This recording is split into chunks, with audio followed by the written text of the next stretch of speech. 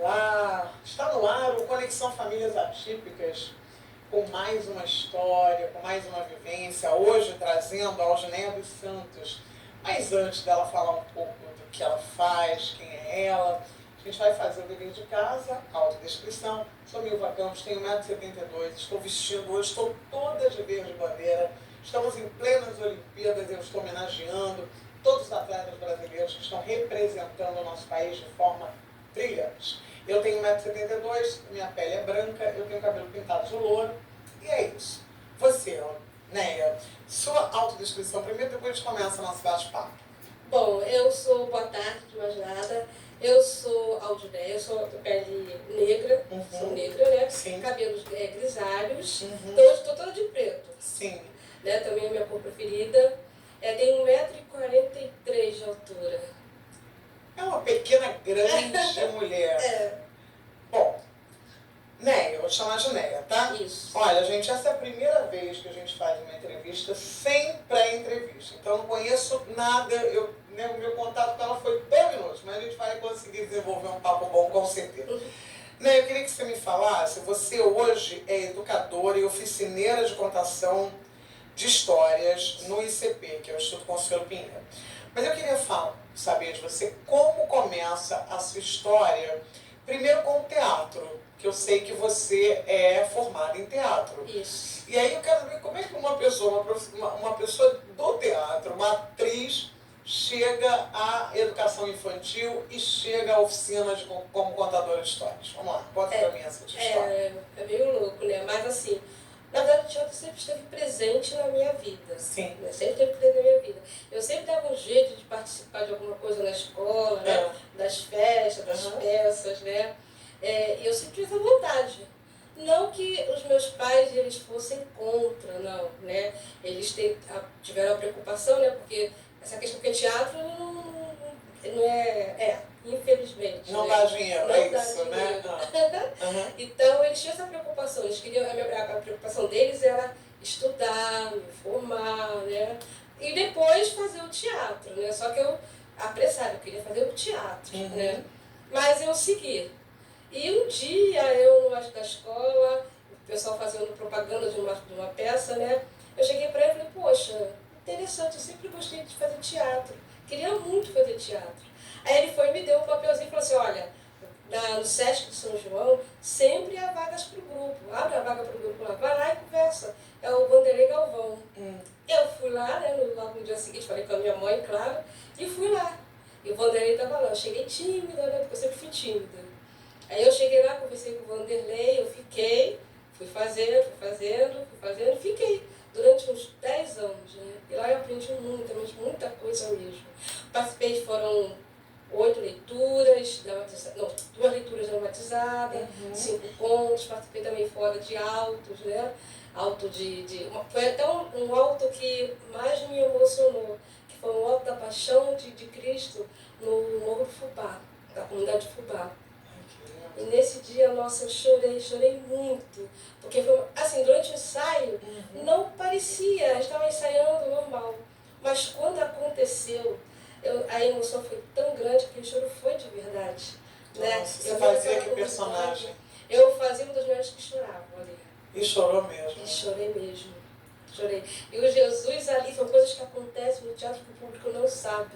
Né? Que na hora que o Jesus estava lá na cruz, ele realmente estava perdendo o sentido, porque a cruz virou. E ele estava preso, segurando pela mão, só com os dedos. E ele fez uma força tão grande, que ele estava desfalecendo ali. E só a gente sabia, né? E no final, quando ele retornou, quando ele acabou, ele desabou, e a gente desabou junto, porque foi muito... E já tem essas coisas, né? Gente, o Conexão trazendo verdades das coxias. Olha isso, a gente não sabe. E como é que uma pessoa, né, uma mulher do teatro, chega à educação infantil? Então, nesse mesmo período, eu, um tempo antes, descobri que eu não poderia ter filhos. Era o meu sonho ter filhos. Mas assim, Deus mostrou que a criança estava sempre presente na minha vida. Você tem sobrinhos, tem família grande? E nessa mesma época me convidaram para participar trabalhando no ET. ET ED, para quem não sabe, como eu, que não sabia também, é espaço de desenvolvimento infantil. Aí eu cheguei lá, eu nunca tinha trabalhado com criança na minha vida, assim, diretamente, né? Então, para mim era uma novidade. E justamente dentro de uma comunidade, que é uma outra realidade, né? Mas para mim foi uma surpresa, porque assim, não é que eu não tivesse medo, né? Mas elas são tão abertas, tão receptivas, né? Quantos anos eram essas crianças que você lidava? A minha, eu trabalhei com um berçário, que era a minha cara, né?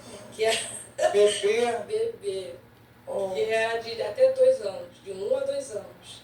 Era muito gostoso, chamava de filhos. Chamava de filhos. Na verdade, quando eu trabalhei nesse ED, ninguém queria que eu ficasse no berçário, porque eu paparicava muito as crianças. Mas era muito legal. Então ali eu fui desenvolvendo esse gosto pela leitura. Né? Porque assim, eu transmitia para eles a história, tem uma parte que a gente vai contando história para fazer atividades. Uhum. Daí eu percebia que eles realmente, as crianças elas se interessam, elas vivenciam aquilo da história, né? A gente parece que está naquele mundinho delas. E é muito bacana, quando a gente veste, a gente está vestindo um personagem, né? A gente está vestindo mesmo. Não sou eu, não era eu, Néia, ali contando uma história, eu era a personagem. Né? E eles estavam vivendo aquilo junto comigo. Né? Havia momentos também que eles também participavam. Então o aprendizado você acha que fica muito mais, como é que eu posso dizer, aprimorado quando ele vem sustentado por uma boa história? Uma boa história. Então qual a importância da leitura para você, Néia? Olha, a leitura ela é fundamental, ela é importante em todos os sentidos, porque assim, ela desenvolve esse senso crítico das crianças, essa percepção, né, o modo delas olharem as coisas em voltas, a se expressar, a falar, né? Porque muitas vezes elas têm muito o que contar, o que mostrar, né? E elas não conseguem, através da leitura, a gente passando para elas, né? Muitas vezes também se identificam ali naquele momento, né? Muitas meninas que a gente percebe que quando falam em princesas, né? Elas querem ser princesa.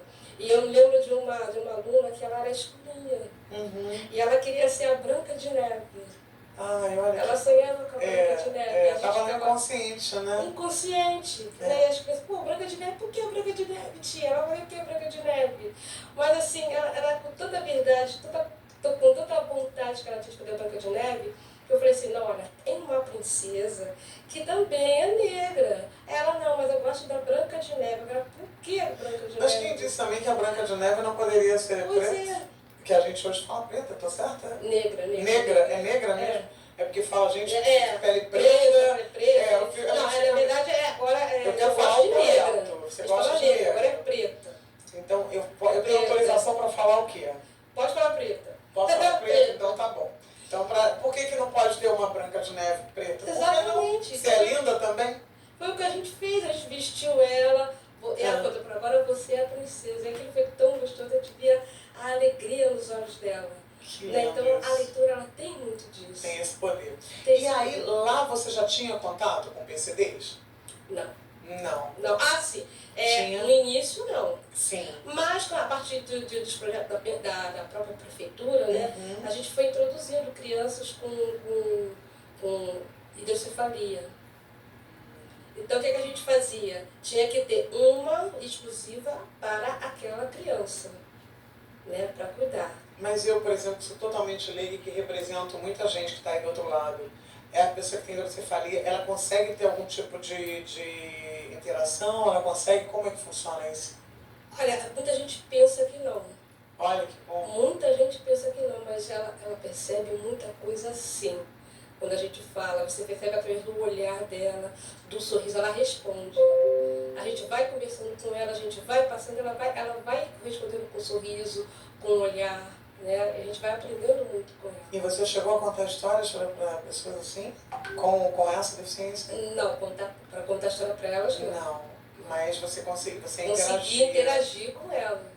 Entendeu? Com as próprias crianças, a gente percebia que as crianças iam para brincar, conversar com ela. A gente percebia que ela respondia. Você acha que criança tem algum preconceito? Olha, eu acho que muitas das vezes somos nós que colocamos isso na criança. criança, porque criança eu acho que não nasce com esse preconceito. A gente que coloca. A gente que coloca. E você acha que a leitura, ela vem, ela surge também a partir do exemplo? Olha, pode ser também. Aqui no meu caso, a minha mãe e meu pai, eles não tinham esse hábito da leitura. Sim. Eu fui descobrindo com o tempo. Porque até eu mesmo não sabia que eu tinha esse gosto para leitura. O teatro te levou? O teatro me levou para isso. Até porque também tem aquela coisa da leitura imposta também, que dificulta muito, né? Na escola ninguém gosta de ler, né? Ninguém gosta de ler. Você falou, você citou quando a gente conversou Machado de Assis. Machado de Assis é brilhante, mas é uma leitura densa, né? Que a pessoa tem que gostar. Então, assim, é isso. Aí acaba botando na cabeça da criançada que leitura não é bom. Mas leitura é bom, não é, né? É muito bom mesmo. Bom, atualmente você trabalha no Instituto Consuelo Pinheiro. Você é oficineira de contação de histórias. Isso, eu ganhei esse presente. Aí eu quero que você me fale um pouco assim, né? Você está lá há 2 anos. O que mudou na cabeça da Neia de 2 anos atrás para a cabeça da Neia de hoje, 2024? Assim, muita coisa mesmo. Porque eu sei, a paixão pela leitura eu sabia que era para mim. Sim. Mas a partir do momento que eu recebi esse convite, né, para poder dividir, compartilhar esse gosto da leitura comum, porque eu falo compartilhar, não é ensinar. Sim. Né, passar para eles, para mim foi um desafio, porque lá tem vários segmentos. Né? Vale dizer que não são só pessoas com deficiência, tem pessoas também que podem falar. Isso, porque tem crianças também que com problemas de autismo, né? Com comportamento também. Né? Então, assim, é uma dificuldade muito grande. Em situações de vulnerabilidade social, né? Que são as pessoas que de repente têm menos acesso, questão financeira. Então, assim, você trabalhar leitura com eles, que são muito espertos, com muita energia, né? Eles gostam, chegam lá e falam, quero quadra, quero informática. Agora, a parte da leitura, a gente tem que ter um certo cuidado, que a gente tem que cativar a criança para a leitura. Temos que cativar. E aí vem o quê? A gente tem que trabalhar com os elementos que a gente tem, que é o teatro, né? Que eu aprendi, eu fiz curso de contação de história, né? Então a gente vai aprendendo muitas estratégias para contar a história, né? Então, assim, com o fantoche, com os próprios desenhos deles, né? Inclusive, essa semana a menina fez um desenho do abacaxi, ela começou a desenhar, né? Aí eu achei interessante que eu não sabia que ela tinha o conhecimento de fazer um bolo de abacaxi. Aí eu fiquei assim, tá, vamos lá. Você desenha um abacaxi, o que a gente pode fazer com esse abacaxi? Aí ela, podemos fazer um bolo de abacaxi. É um bolo? Ela Então vamos lá, como é que faz um bolo? E ela foi falando exatamente como fazer um bolo. Quer dizer, eu aí naquele momento também me surpreendi. Né? A gente se descobre quanto a gente também é ignorante, né? No reconhecer que aquela pessoa também é capaz. Ela sabe fazer um bolo. E ela foi descrevendo exatamente. Aí eu peguei e falei, vamos fazer de novo? Aí eu gravei. Você gravou? Eu tive que gravar. Porque eu achei aquilo assim, poxa, me surpreendeu também, né? E na contação de histórias, você percebe que eles, de repente, trazem relatos emocionais ali? Como é que é como é que você trabalha diante, assim, através de uma contação de história, você percebe que ali tem alguma coisa errada? E como é que você atua nisso? Assim, muito cuidado, porque às vezes a gente tem coisas que nos pega assim desprevenido. Porque no caso de uma menina que ela foi fazendo um desenho, ela foi contando a história dela. Eu percebi que era a história dela, né? Porque ela medida socioeducativa. Então ela estava lá e tal. Aí ela foi contando a história que ela era uma menina que estava abandonada, que ela entrou numa casa, foi pegar um porta-joia, ali estava escrito que ela descobriu que era a mãe dela que morava ali. Ela saiu, começou a chorar e perguntou para a mãe, por que a senhora me abandonou? Né? Ela conversando, né, contando essa história, saiu com raiva e voltou. Aí eu percebi que era a história dela. E assim, o meu olhar diante dela também mudou. Porque quando ela vem um pouco... Na rede, né? Normal. Porque é normal, porque ela não sabe como a gente vai lidar com ela, né? Então, assim, no primeiro momento a gente também fica achando, pô, vai ser difícil trabalhar com ela, é uma criança rebelde, mal criada e tal. Mas não, eu descobri a doçura que é nela. E nesse momento eu percebi a mudança dela. Quando eu dei essa oportunidade dela expressar, ela contar essa história dela. Né? Que realmente eu contei, eu fiz uma história da própria história dela. E ela mudou. Quando ela voltou, no outro dia, que eu mostrei para ela, que eu também gravei e fiz um filme dessa história, ela ficou olhando, pô, tia, eu quero fazer outro. Eu, tá bom, nós vamos fazer outro. E o desenho dela estava guardadinho. Você colocou ela como protagonista, né? Como protagonista. A história dela já não era alguma coisa que causava, de repente, tanto pavor, tanta tristeza, mas um pouco de alegria, né? Porque ela também, ela era protagonista, ela não era aquela que sofria as consequências só da história. Agora, deixa eu te perguntar, você acha que todos nós somos preconceituosos? Você falou aí várias coisas, falou, eu pensava, aí veio uma pergunta que todos nós somos preconceituosos, né? Eu acredito que sim. Em algum momento a gente vai se descobrir ali, né? Nós vamos. E lá no ICP, todos os dias, assim, das experiências que você já teve, o que você tem do trabalho, porque é um trabalho muito bonito, né? Mas é um trabalho desafiador, é um trabalho muito bonito. Mas, por exemplo, com as crianças atípicas, assim, quais foram as experiências que você pode trazer, até como um canal de estímulo para os pais que nos ouvem, que de repente acham que os filhos não vão, né? O que você tem para dizer aí? Olha, assim, a criança, o jovem, né, eles têm muita coisa a dizer, né? Porque às vezes tem aquela coisa de regra, que tem que ser como a gente quer, que a criança não pode ser ouvida, a criança pode ser ouvida sim. Né? Aquele comportamento dela, muitas vezes, é porque a gente não tem, muitos pais não têm um momento de parar para ouvir o que eles têm a dizer. Né? Porque às vezes eles têm sentimento, eles têm coisas, têm sonhos, né? Que eles querem colocar, coisas que às vezes que eles veem que incomodam. Né? Eles têm uma visão, eles conseguem perceber as coisas em volta dele, né? Tem muita percepção. Então, muitas vezes, nessa correria do dia a dia, não vamos também culpar os pais, né? Sim. Não culpar os pais. Mas também, eles também, eu percebo que tem muitos pais que vão ali também, para também, uma forma de também entender o filho, também, de chegar até o filho também. Então, tanto ele quanto o pai também precisam desse olhar, né? Um aprender com o outro, né? Esse espaço de aprender. E você trabalha diretamente com deficiências mais severas ou só com as mais leves? Olha, a gente acaba tendo com os dois, em algum momento acaba tendo com os dois. E como é que é a questão de limite para uma pessoa que lida, por exemplo, com uma pessoa que está dentro do espectro autista, que está ali na função de educar, de ajudar, de auxiliar, com essa criança, por exemplo? Como é que você lida? Olha, eu acho que é até bom ela estar ali, porque é para outra criança também aprender a lidar com essa diferença. Porque se a gente fala de trabalhar com essa coisa da empatia, como foi um tempo que nós trabalhamos, eles têm que aprender na prática. Né? Muitas vezes eles falam, aquele ali ele é autista. Você sabe o que é autista? Porque a maneira como ele fala, né, ao nosso ouvido, né, parece até que ele está... É um rótulo. Sim. A gente fala, sabe o que é autista? A gente vai lá e explica o que é autista. Aí fala, tá. Aí tem muitas, a palavra que eles usam, deficiente. Eles são deficientes. Eu falei, onde é que você vê essa palavra deficiente? Você sabe o que é deficiente? Todos nós somos, Né? É uma pessoa com deficiência, ela não é deficiente. Ela não é deficiente. Ela tem alguns limites, ela pode ter, né? Mas ela também tem várias capacidades. Tem várias capacidades. Conta uma história de capacidade lá do ICP que você viu acontecer com uma criança dentro desse quadro pessoa com deficiência. Bom, tirando essa que eu não sabia que ela tinha conhecimento de como preparar fazer um bolo de abacaxi. Que ele pegou de surpresa, que eu adorei, guardadinho.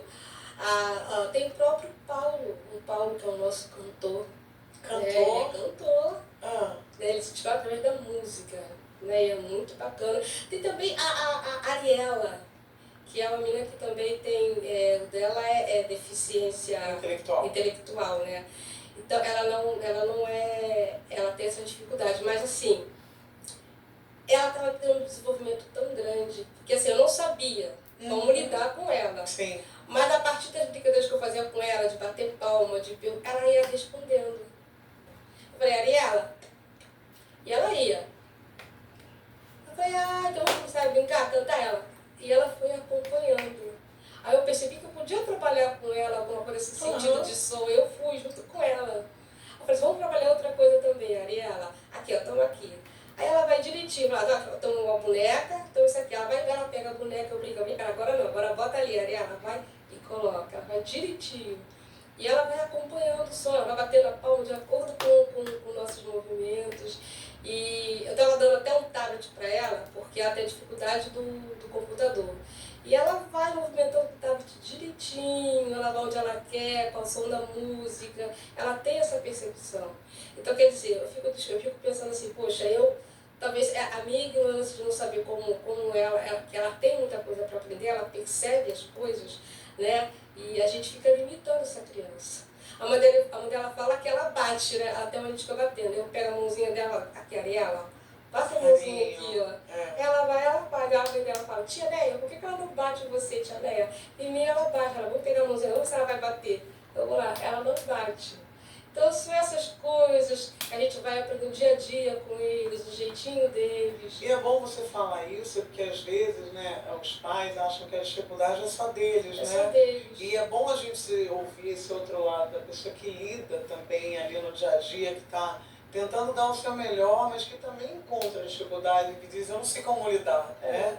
Mas que aprende, e da mesma forma que você consegue aprender, os pais também, né? É um aprendizado eterno. E como é que você vê, depois que você foi para o ICP, o trabalho dessas instituições? Assim, o que você tem a dizer? Quais são os desafios deles? Assim, como é que você... Fala um pouco, você não é espectadora, né? Você está ali na atuação diária, você vê a luta dessas pessoas.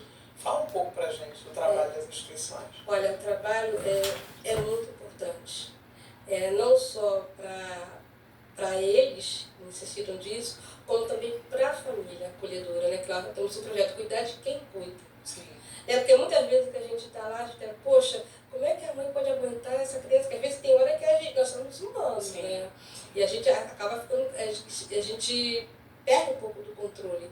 Mas aí a gente entende, poxa, não, vamos dar uma respirada. Aí a gente fica pensando, poxa, olha só, nós não estamos aqui lidando com o que essa mãe passa. Essa mãe vai lá, procura de ajuda, o que ela passa? Vamos cuidar também delas também, né? E ali a gente acolhe, a gente sente que elas se sentem acolhidas ali, né? A gente acaba vivenciando uma história da outra. Né? Aí onde entra a contação de história, porque a contação de história não é só você pegar um livro e contar uma história. Né? Cada um tem uma história para contar, né? Para compartilhar. E contar história é isso. É contar o que você sente, é contar o que você está sentindo. É externar emoções. Né? É o que o ICP está fazendo ali, de transformar a vida dessas pessoas, né? Assim como outras instituições também, porque elas precisam chegar no coração delas, né? Dar essa mão, estender essa mão, criar aquele vínculo, né? essa coisa de abraçar mesmo, de acolhimento. Né? E isso eu acho muito importante, o trabalho que o ICP faz. E faz você muito bem. Tantos outros, você né? vê que a criança vai lá, chega lá, a mãe vai lá, vai com alegria, vai todos os dias, vai lá, não falta, tem mães que não faltam, porque vê que a criança se sente na casa dela, né? Tem o projeto Casa de Vó lá também, e você vê que ela se sente a casa delas, ela se sente acolhida. Então, de repente, o que falta de suporte financeiro como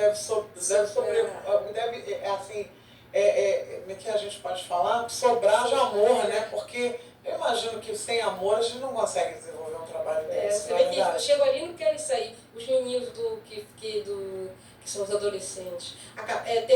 Foi mês passado, não sei se foi campeonato de futebol. Tem que ver como é que foi a alegria deles.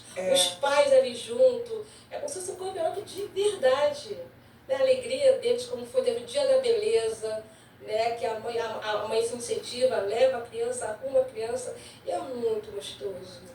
E a família nessa realidade toda, assim, que você falou que tem crianças lá cumprindo medida socioeducativa, né? O que você acha que acontece hoje nas famílias, principalmente nas pessoas que são assim, menos favorecidas? Qual é a grande dor que essas crianças trazem, assim, que você percebe? Olha, a gente vê muitos casos ali que a gente não vamos citar. Claro, não pode mas citar, a gente vê, generalizando, a gente vê um caso por exemplo, de um menino, né? Ele tem a mãe dele, né? Que que teve ele, que foi morar com a avó por um tempo, né? Ela teve outro relacionamento, nasceu outro irmão. E depois disso, ela foi buscar ele para morar com ela. Mas a gente percebe que ele ainda não se sente acolhido naquela família. Ele não se sente que tem a mesma atenção que o outro irmão. A gente percebe isso. E ele tenta, eu acho que essa agressividade, às vezes, que ele traz, esse momento de irritação que ele tem, pode ser também disso, né? Essa falta que ele sente. É um grito, né? É um grito. Ninguém é agressivo aleatoriamente. Ninguém é agressivo. Principalmente uma criança ou um adolescente, né? E a criança, ela percebe muito isso. Quando às vezes ela sente que não é muito amada, que a gente vê casos ali que vê que a criança não é muito amada, né? E isso dói. Né? Às vezes é criada pela avó, né? Ou só pelo pai, às vezes tem a mãe abandona, fica só o pai que cuida. Tem pais também cuidadores solos? Tem. Mais do que a gente imagina ou... Eu me surpreendi, eu vejo muito pais ali, com o pai mesmo levando os filhos. Olha, né? que coisa boa de saber, porque a gente escuta muito assim, Passa né? de mães, que as mães são, que os pais abandonam. É bom a gente ver o outro lado da moeda também, Tem né? um também usuário que a gente percebe que ele tem um medo imenso de perder o pai dele. Porque quando o pai chega, a gente leva ali, meu pai, tia, meu pai tá aí já? Eu quero meu pai. Essa coisa que ele tem com Conexão, o pai, conexão, né? é muito forte. Você vê, quando desce para almoçar, que depois do almoço eles vão embora. Ele, meu pai tá aí? Eu quero ir embora. Eu, não, teu pai vai estar ali esperando ele. Então tá me esperando? Tá. Pode comer com calma. Ele vai lá comendo. Meu pai tá ali, né? Tá. A gente vê essa coisa que ele tem com o pai, né? Que é dele. Né? E isso só é construído a partir de muito amor, né? Muito amor. Eu também me surpreendi. Porque você vê assim, você vê muitos casos de mães que acabam tendo que criar o filho sozinho, que elas só vão lá pela família, né? E quando você vê o caso de pais, te surpreende, né? Sim. E deixa eu te perguntar, existem pessoas que de repente acham, eu tenho um filho com algum tipo de limitação, né, que está dentro desse orgânico, né, da deficiência, e que dizem assim, não, ele precisa de remédio, ele precisa de um laudo, ele precisa, mas essas coisas muito multidisciplinares, oficina de contação de história, plantar e não sei o quê, para que serve isso? Eu queria que você falasse qual é a importância dessas terapias alternativas, né? Desses métodos para chegar a essa criança. E o que você percebeu já de evolução em algumas crianças que chegam lá e como é que elas saem? O que você percebe com essas coisinhas que as pessoas de repente não dão tanta importância? Porque elas pensam que é só chegar ali, mas desde que ela não vai trazer nada. Vamos trazer sim, porque, por exemplo, na parte da jardinagem, o plantar ali é uma terapia, muita gente, é o cuidar. Né, quando eles estão cuidando daquela planta ou do ambiente da terra, estão preparando a terra, né, é como se eles tivessem uma conexão com a própria vida. É uma conexão com a vida, né, com o existir. Né? Então ali eles vão aprender até a se autoconhecer também, né? Conhecer os limites dele, o potencial deles, né? E isso sem dúvida ajuda muito na autoestima deles, que é muito importante, né? Porque aqui fora eles não são muito valorizados, né? As pessoas olham para eles, eles são deixados de lado, acham que não são capazes, ali se descobrem que eles podem sim muitas coisas. Né, que eles são como indivíduos especiais, com direitos, né, os deveres, com os direitos deles, que eles podem alcançar o sonho deles, podem ter sonhos, eles podem construir uma vida, eles podem. Então, quando eles chegam lá e através dessas oficinas, eles vão se descobrindo, os meninos do futebol, né?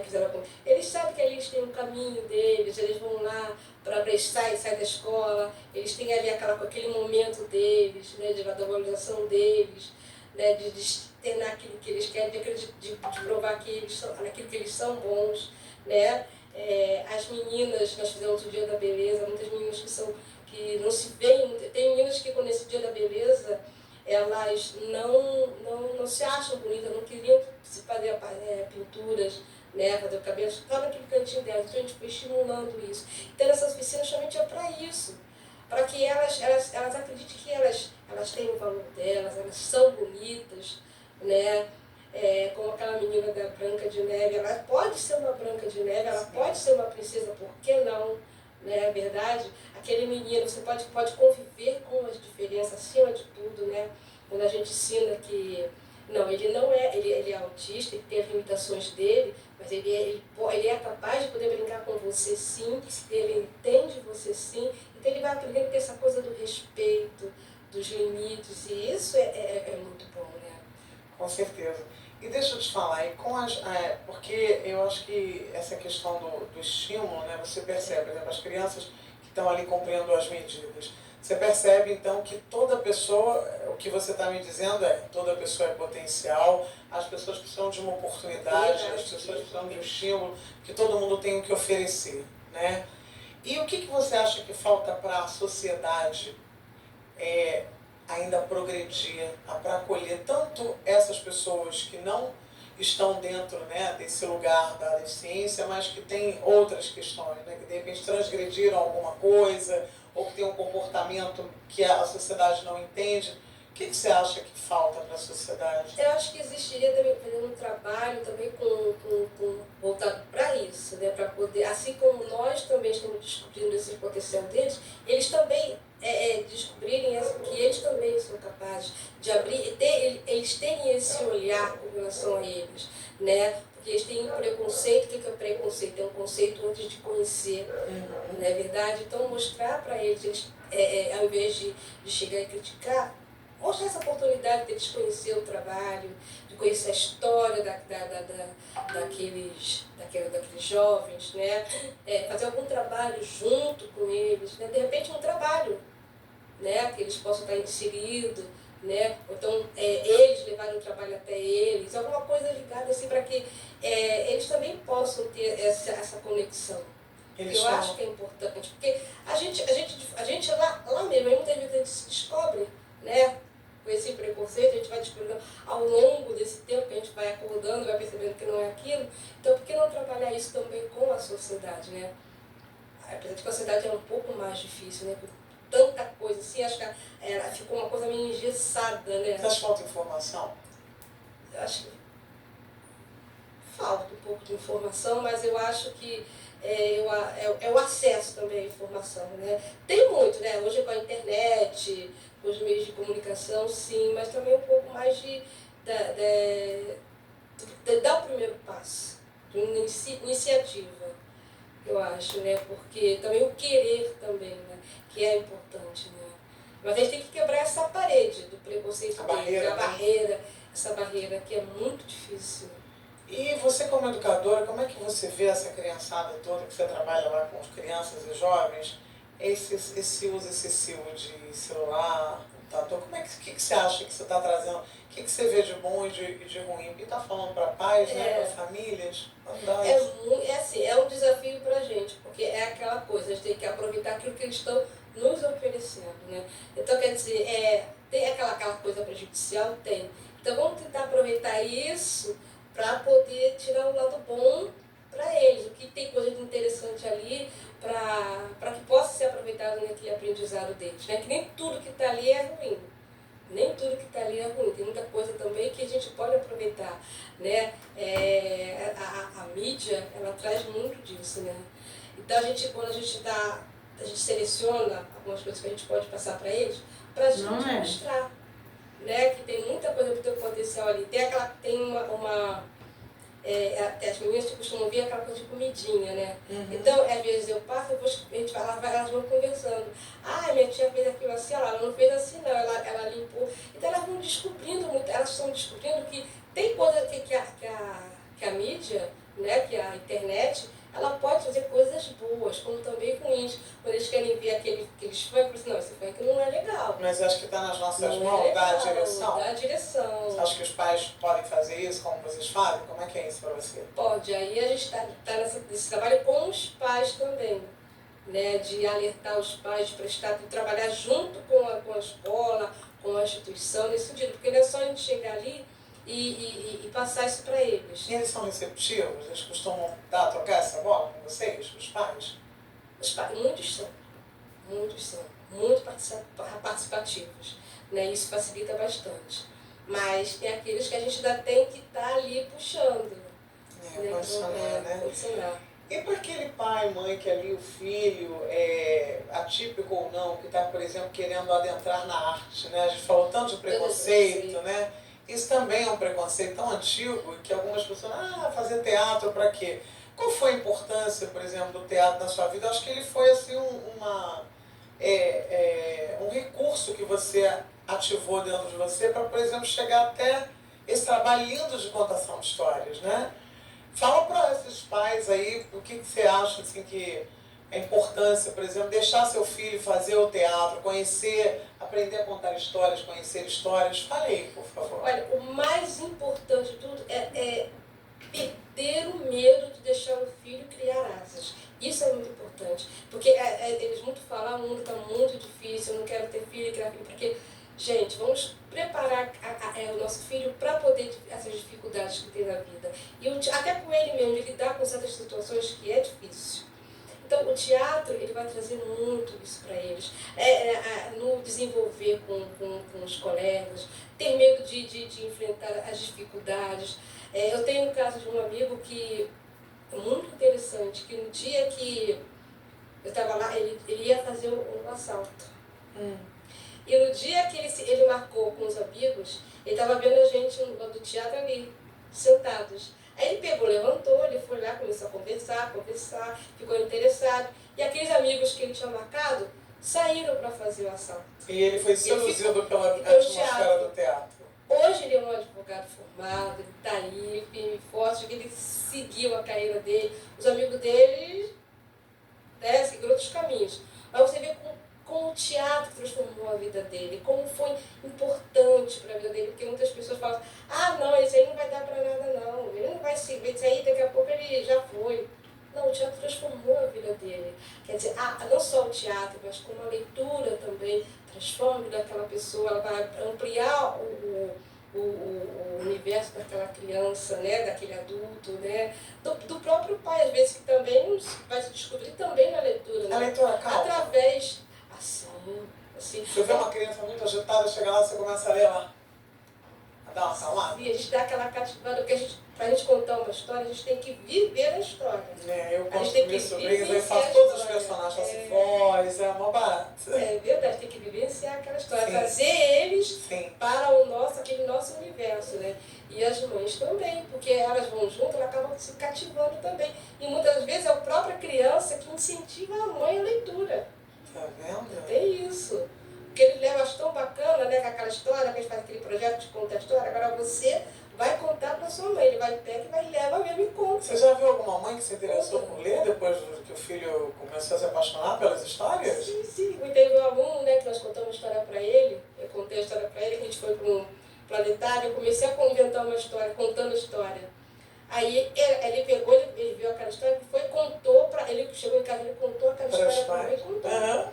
E foi muito legal, bacana, quer dizer, uma coisa que vai levando a outra, que vai estimulando esse gosto pela leitura. É contagiando, né? Contagiando, e a mãe também hoje também quer ouvir histórias também. E eu queria que você falasse duas coisas. Primeiro, né, para as pessoas que não acreditam nas instituições, no trabalho que vocês desenvolvem, que você desse um recado. E também para aquelas pessoas que já pensaram em trabalhar ou voluntariamente, ou sei lá, até mesmo para receber alguma coisa, mesmo que seja um prolabore, mas que ficam temerosas, né, de trabalhar com um público que talvez não seja aquilo que eles consideram, sei lá, o rotineiro, mas, né, ou tanto os atípicos quanto as crianças que cumprem medidas socioeducativas. Eu queria que você falasse, né, o que você tem para dizer para eles, se é uma experiência boa, se não é, porque eu acho que é muito, muito legal. E às vezes você tem uma pessoa ali que está querendo sair de casa para fazer uma coisa e fica, não, mas deve ser muito, não deve, né? Deixa o seu recado, você tem a câmera sua, fala. Olha só, para você não é perder esse medo, é ampliar o seu universo. Porque assim, às vezes a gente tem um medo do desconhecido, né? A gente tem aquela, a gente ouve alguém falar, né, contar, que a gente tem que quebrar essa parede, experimentar, que quando você experimenta aquele universo, você vai trocar essa troca, que é uma troca, na verdade, né? Porque você não vai lá só para você cuidar também para você. Não, você vai lá para trocar também. Você vai aprender muito com ele, porque eles têm muita coisa para ensinar a vocês. E essa instituição, ela justamente, ela quer formar esse elo. Né? Ela quer essa coisa do construir história,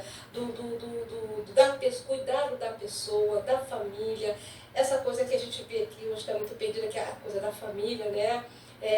Do acolher, que é muito importante, né? Porque às vezes você também precisa, né, dessa coisa do acolhimento, né? Quando você vai lá e você descobre que tem pessoas como você também que precisam daquele carinho, daquela atenção, né? Então, essa troca não vai fazer só bem para eles, não. Para você também, que você vai também descobrir também o potencial, né? Porque às vezes a gente não sabe o nosso potencial. Né? Você não se... Eu também não sabia que muitas coisas que hoje eu faço, eu não sabia que eu poderia fazer. Não só naquele universo da educação, como também na vida também, né? Do olhar com a família também, que isso é muito importante, né?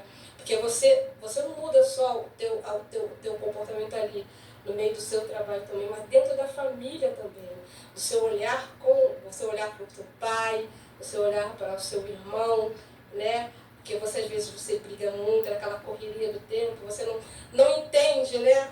Aquela coisa, você vai logo querendo da coisa da briga. Não, você aprende a parar para ouvir o que aquela pessoa está querendo falar, a tentar trabalhar a união, a paz daquela família, aproveitar os momentos, né? Que é muito importante, o valorizar a cada momento o que a gente tem de bom. Né, que é a família, os amigos, o trabalho, né, e ver que tem muita coisa boa, né, em cada um de nós, né, e que toda família ela tem os seus problemas. Toda família tem os seus problemas. É a forma como você lidar com aquele seu problema, do problema da família, né? Como você lidar com o outro.